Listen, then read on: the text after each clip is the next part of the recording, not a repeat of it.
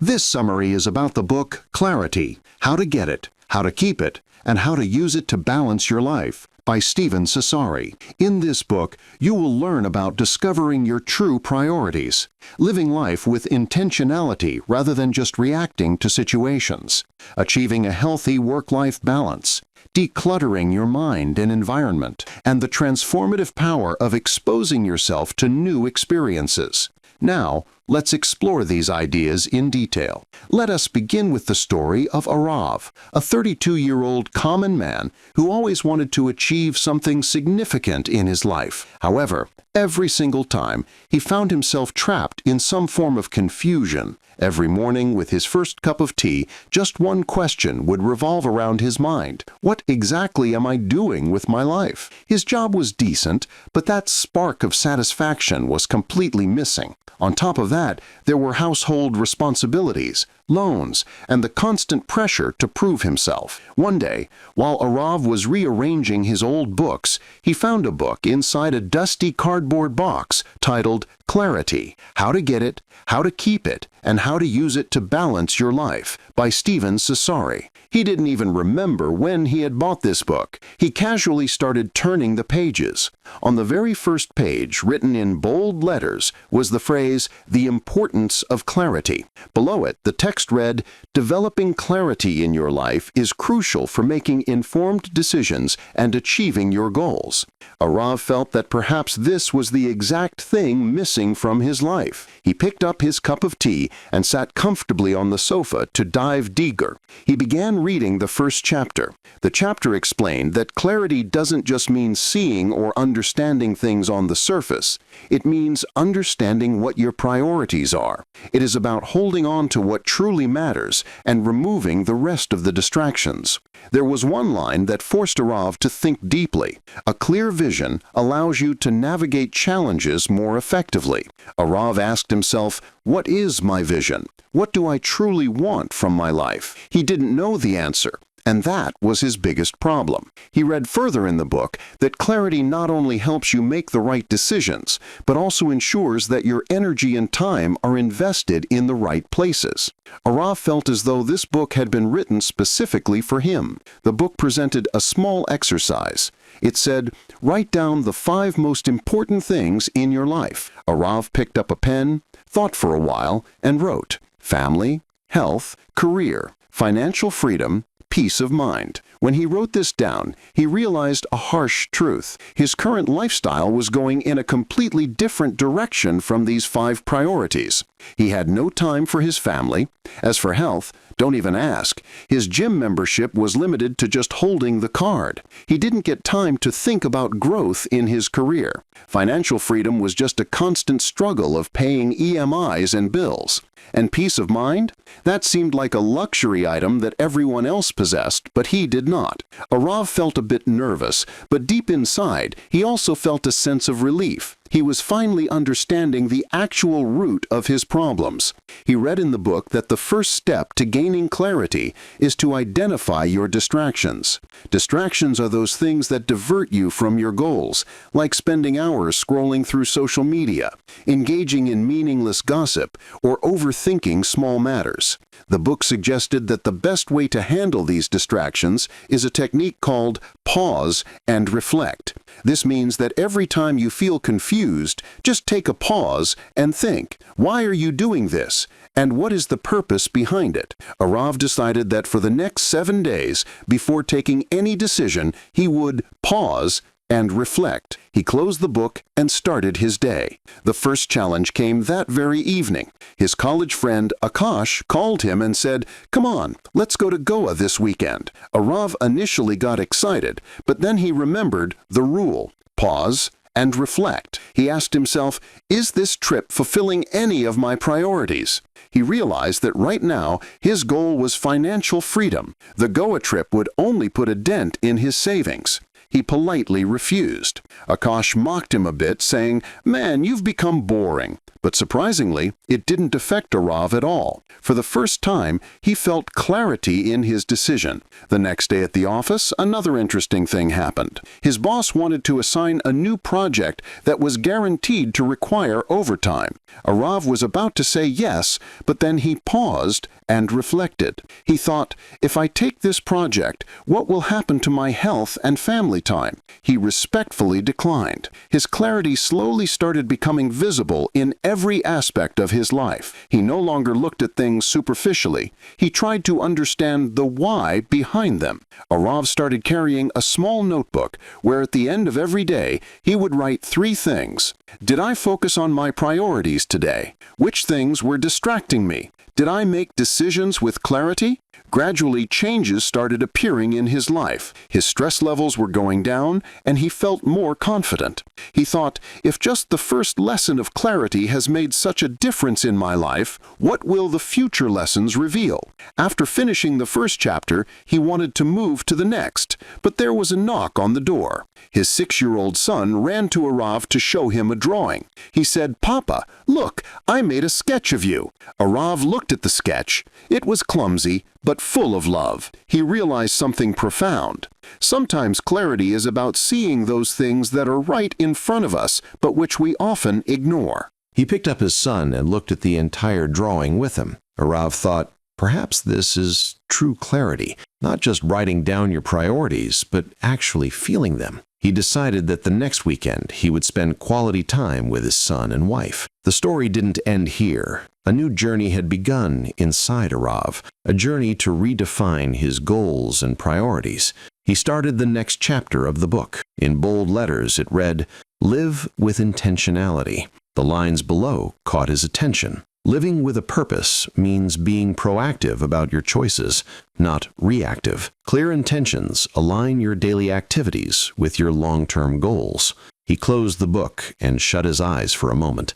He remembered the changes from the past week. The first lesson on clarity had taught him the importance of recognizing priorities, but the question now was, how to achieve those priorities?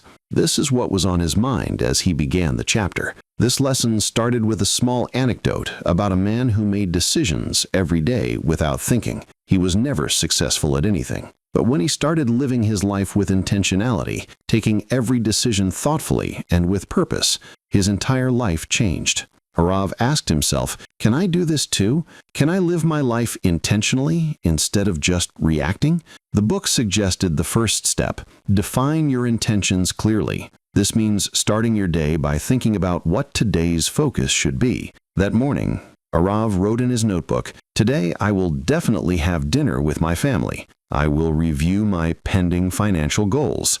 I will spend only 15 minutes on social media." Arav felt that when he set these 3 simple intentions, it was like he had a roadmap. He wasn't doing random things anymore. His first test happened in the morning itself. His wife, Nandini, said, "Come home early for dinner tonight. It's been so long since we ate together." Arav immediately said, "Promised." However, at the office, his boss suddenly scheduled an urgent meeting that was going to drag on until late evening. Arav had a choice. He could react, attend the meeting, and skip the family dinner, or he could intentionally choose his priority. He paused and reflected. He remembered he had set an intention in the morning to have dinner with his family. He politely requested his boss, asking if the meeting could be held the next day. Perhaps luck was on his side, or his clarity was convincing. The boss said, "Okay, we can move it to tomorrow morning." Arav realized that if he hadn't intentionally chosen his priority, he would have likely reacted and missed the family dinner. That evening, when he sat at the table, Nandini said, "Thank you, Arav. This means a lot." And his son happily shared that he had made new friends at school. Arav realized that intentional living doesn't just mean achieving big goals, it means valuing the small moments too. The second step in the book was, be proactive, not reactive. This meant not leaving your life on autopilot mode. When a situation arises, instead of reacting, think about how you can align that moment with your goals. The next day at the office, Arav faced another test. His colleague, Samir, suddenly took leave and his workload fell onto Arav. Previously, Arav would have gotten irritated and complained, but this time, he thought intentionally, does this situation align with my career goals? Arav realized this was an opportunity to prove himself. He accepted the work, but also made it clear to his manager that he would need some extra resources to handle it efficiently. The manager was impressed, and in the next month's performance review, Arav was praised. The book suggested that the third step of intentionality is break your long-term goals into daily actions. Arav decided to work on his financial freedom goal. He started analyzing his monthly expenses. He saw that unnecessary subscriptions and impulsive online shopping were eating into his savings. He made a simple rule. Before making any expense, pause and ask yourself, does this align with my financial goals? One day he saw an expensive gadget online that he really liked. He was about to buy it, but he paused and thought, will this support my savings goal? The answer was clear. No. He put the gadget in the wish list and avoided it. Slowly, Arav's daily choices started aligning with his big goals. He felt that intentional living isn't just about abandoning reactive behavior. It is about finding purpose in every decision. Then one weekend, Nandini said, let's go somewhere. It's been days since we went for an outing. Arav instinctively thought this would be an unnecessary expense, but then he paused and asked himself, is this important for my family's happiness and bonding? The answer was yes. He immediately made a plan, and they spent the whole weekend at a nearby hill station. In the next section of the book, Arav read that another important element of intentionality is learn to say no. He understood that when you say yes to everything, you waste your energy and time on things that do not match your priorities. Now, whenever someone invited him for something that didn't align with his priorities, he would politely refuse. He felt that every no gave him more space for his priorities. One day, his old friend Rajat called and said, "Man, you must come to my party. All the old friends are coming." Arav initially thought he should go, but then he paused and thought, does this align with my goals? He realized that right now he wanted to focus on his health, and a late-night party wasn't right for him. He refused Rajat. Rajat expressed some annoyance, but Arav didn't feel guilty inside. Arav's life was now moving towards intentionality. He felt clarity in his decisions. He would define the purpose of every day and plan his daily activities accordingly. However, one day he read in the book, intentional living doesn't mean being rigid. It means being flexible with purpose. He wondered, will I ever be able to do this, being purposeful without being rigid? A situation arose where a project timeline changed, and his boss asked, can you adjust? Previously, Arav would have been irritated, but now he paused and thought, is this flexibility necessary for my career goals? He explained to himself that sometimes intentionality means compromising, provided that compromise supports your bigger picture. From this lesson, Arav learned another big thing. Intentionality is not a one-time process. It has to be practiced every day, every moment, in every decision. He wrote one thing on the last page of his notebook. Live each day with purpose, so that when you look back, you don't regret how you spent your time. Arav was now curious about what the next lesson would teach him. The next morning, he opened the next chapter, titled The Key to Balance. Below it was written, achieving balance across various aspects of life, work, relationships, health, and personal growth is essential for general well-being. Arav started reading the chapter, but his eyes kept stopping at one specific line. When one area dominates your life repeatedly, imbalance causes stress and dissatisfaction. He paused and looked at his life. He thought, am I maintaining balance in my life? The answer was clearly before him. No. Office deadlines were so heavy that he often missed family time. Health had practically vanished from his priority list. Personal growth was limited to reading a random book on Sunday. Instead of happiness, there were regrets. Reading this made Arav's heart feel heavy. He thought, am I doing the same thing? He decided to fix this imbalance. He started paying attention to the strategies given in the chapter. The first step was identify the 4 pillars. These pillars are work, relationships, health, and personal growth. Arav took out his notebook and made a page for each of the 4 pillars. He wrote, work, taking too much time and energy. Satisfactory, but stressful. Relationships, family time is decreasing. Connection with friends and relatives is almost gone. Health, neglected. Gym membership is just a card. Diet is completely unhealthy. Personal growth, sporadic. I read books sometimes, but there is no consistent effort. When he looked at these 4 pillars, he realized that 80% of his energy was going into work, and the other 3 areas were suffering. The book suggested that the first step to bringing balance is set boundaries for each area. Arav wondered what boundaries meant. The book explained that boundaries mean keeping dedicated time and space for every aspect. He decided he would not do office work after 7 p.m. every day. He would do an outing or activity with family every weekend. He would keep 30 minutes every morning for exercise. He would work on a new skill or book every week. At first, this all seemed unrealistic to Arav, but he knew if he didn't try, the imbalance would remain. The next day, he started implementing his boundaries. The first challenge came at the office. An urgent email arrived at 7:15 p.m. Previously, Arav would have replied immediately, but this time he paused and thought, is this breaking my set boundaries? He left the email for the next morning. Initially, he felt some guilt, but when he saw that the email could be handled in the morning, he understood that reacting to every urgent thing is not necessary. The second step was, learn to prioritize without guilt. The book explained that balance doesn't mean giving equal time to everything. It means giving each thing the time it deserves.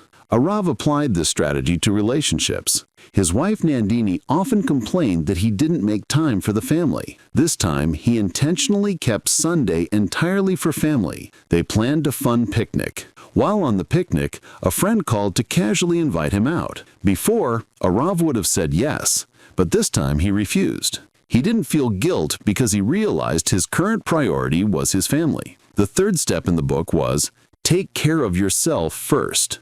It said, you cannot pour from an empty cup. This means if you don't take care of your own health and well-being, the other aspects will also be impacted. Reading this reminded Arav of his neglected health routine. He decided to fix his health. He renewed his gym membership and started a daily morning walk. On the first day of the walk, he felt it was a waste of time, but by the third day, he realized that this 30 minutes of me time was making him feel mentally fresh and physically active. He started paying attention to his diet too. Slowly, he felt that as his health improved, his work performance and mood were also getting better. He was more energetic and happy at home too. The fourth step was regularly evaluate and adjust. It stated that balance is not a one-time procedure. Life is always changing, and you have to adjust your approach with time. 1 month later, Arav took out his notebook and reevaluated the 4 pillars. He saw work, after maintaining boundaries, stress reduced and productivity increased. Relationships, connection with family and friends became better. Health, lost some weight, energy levels are better. Personal growth, read 2 new books and started an online course. Although he felt progress, he also realized that on some weekends he couldn't give time to family because office work spilled over. He decided to focus more on this next month. Arav's life was slowly becoming balanced. He learned from this lesson that balance isn't a final destination. It is an ongoing process that has to be practiced daily. He promised himself that every month he would evaluate the balance of his life. He closed the book and slept, wondering what new lesson the next chapter would bring. The next morning, Arav opened the new chapter titled, Get Rid of Junk. The very first line of this lesson forced him to think. To gain clarity and achieve your goals, you must eliminate the junk that holds you back, be it physical, mental, or emotional clutter. Arav took out his notebook and started writing. Physical junk, old clothes kept in the cupboard for years, gadgets that are broken but he never thought to throw away, files and random notes on the desk that serve no purpose now. Mental junk, stress of small pending office tasks, that never-ending to-do list, overuse of social media. Emotional junk, expectations from people that will never be fulfilled, old arguments and grudges still in the mind, guilt for his own mistakes. When he wrote all this down, he understood the chaos in his life. The book said that to get clarity, you first have to get rid of this junk. Arav decided to work on physical clutter first. The book said, your physical environment reflects your mental state. He opened his cupboard and saw many clothes he hadn't worn in years. He asked himself, am I going to wear these again? The answer was a clear no. He immediately made 3 piles. Keep, clothes that were still usable. Donate, those that could be useful to others. Throw, those that were completely ruined. This process was surprisingly therapeutic. He cleared everything and kept only what was actually useful. As soon as the desk was clean, he felt his mind also seemed more organized. The next day, he decided to work on mental clutter. He read that mental clutter is often caused by unorganized tasks and distractions. Its biggest culprit is the to-do list. Arav looked at his list. It had small tasks he never completed, but they remained on the list. He decided to either complete them or remove them permanently. He looked at every item and asked, is this truly important? He crossed out whatever wasn't necessary. He started prioritizing and made a rule to focus on only 3 important tasks every day. The second big source of mental clutter was social media. Arav realized he spent hours just scrolling. The book suggested monitoring phone usage and reducing unnecessary distractions. Arav turned off social media notifications. He made a rule to check social media only twice a day. The first few days were hard. He felt the urge to pick up the phone. But gradually, he felt that by distancing himself from social media, he had more time and mental peace. Now it was time for emotional clutter. This was the most challenging part. The book said, emotional clutter is the baggage that stops you from moving forward. Arav asked himself, what unresolved emotions are in my life? He remembered a fight with his childhood friend, Rajat, after which they hadn't spoken, a misunderstanding with an old colleague, guilt for his own past failures.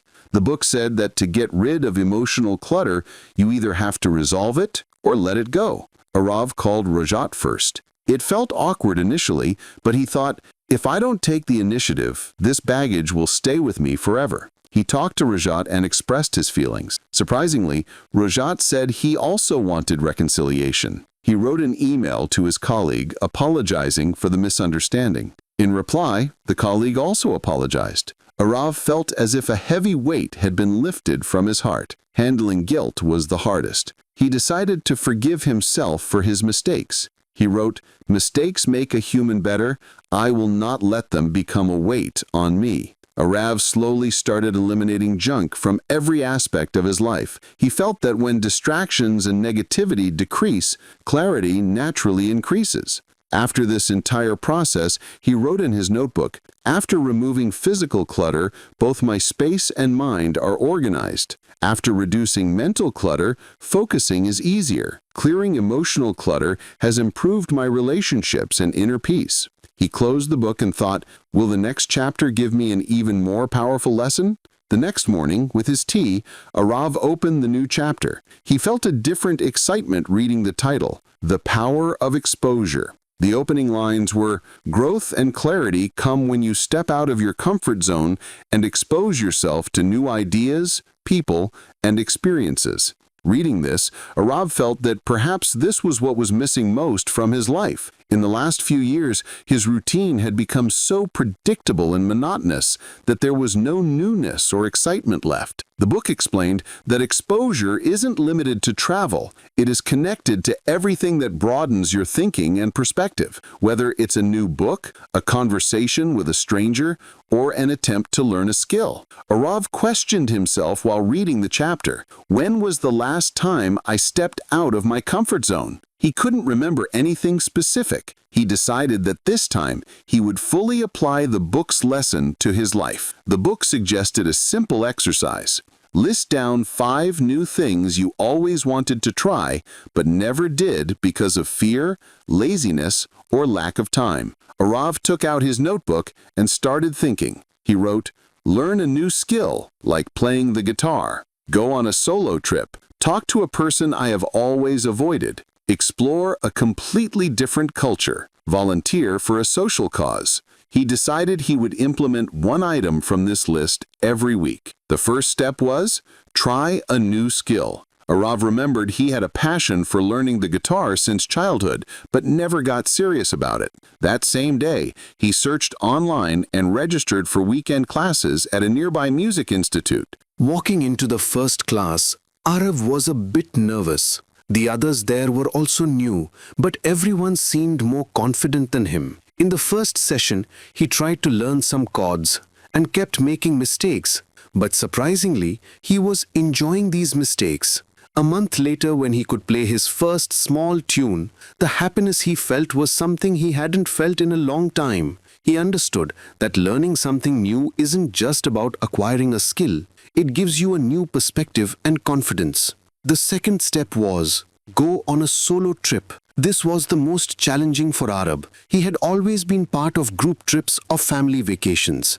But this time, he decided to choose a different place. He headed towards a small village in Himachal Pradesh. The biggest fear during the trip was, will I get bored alone? But as he started spending time in the quiet valleys there, he realized that solitude isn't scary. He talked to new people there, a local tea seller, an artist looking for inspiration in the mountains, and a solo traveler sharing stories of his life. These interactions exposed Arav to how unique every person's life is and how we can take inspiration for ourselves from others' stories. The third step was, talk to someone you avoid. Arab thought of his office colleague Niharika, whom he never got along with. They always spoke formally, and Arab considered her rude and egotistical. The book said, sometimes your assumptions about people block you from forming meaningful connections. Arav decided to intentionally try talking to Niharika. During lunch break, he casually sat near her and started a conversation. It was awkward at first, but slowly he sensed that Niharika's rude attitude was actually part of her reserved nature. He asked about her hobbies and interests, and surprisingly, they found many things in common. After that one conversation, his professional relationship with Niharika became much better. Arab learned that sometimes exposure comes not just from different experiences, but from connecting with people with an open mind. The fourth step was, explore a different culture. The book suggested trying to understand another culture closely to broaden your thinking. Arab started a conversation with his South Indian colleague Srinivas. Srinivas invited him home for a meal. There, Arab ate authentic South Indian food for the first time and heard about their festival, Onam. He saw that while traditions differ across cultures, emotions are the same everywhere. This exposure gave Arab a new appreciation for cultural diversity. He felt that until we step out of our bubble, we cannot develop open-mindedness. The fifth step was, volunteer. Arab decided to contribute to a meaningful cause. He contacted a nearby NGO that worked to teach underprivileged children. On the first day, he was nervous. He felt he wouldn't be able to teach the kids anything. But when he started talking to the children, he realized he could learn a lot from them. One child asked him, "Brother, have you ever dreamed big?" This question shook Arab to his core. He realized that talking about dreams isn't limited to big cities or privileged people. These children's small dreams were just as big and beautiful. This experience taught Arab gratitude and humility. He understood that growth isn't limited to professional achievements. As he was implementing these steps, he felt subtle but powerful changes in his life. He felt how connecting with new ideas, experiences, and people made a difference in his thinking and clarity. The book's final advice was, never stop exposing yourself to the unknown. Every new experience adds a layer to your understanding of the world. Arab promised himself he would try one new thing every month. In this book, we learned that true clarity comes from defining your priorities and eliminating the physical, mental, and emotional junk that holds you back. These ideas can help you live intentionally, balance your life's pillars, and grow through new experiences. If you apply even one of these lessons in your life, you will start noticing a real change.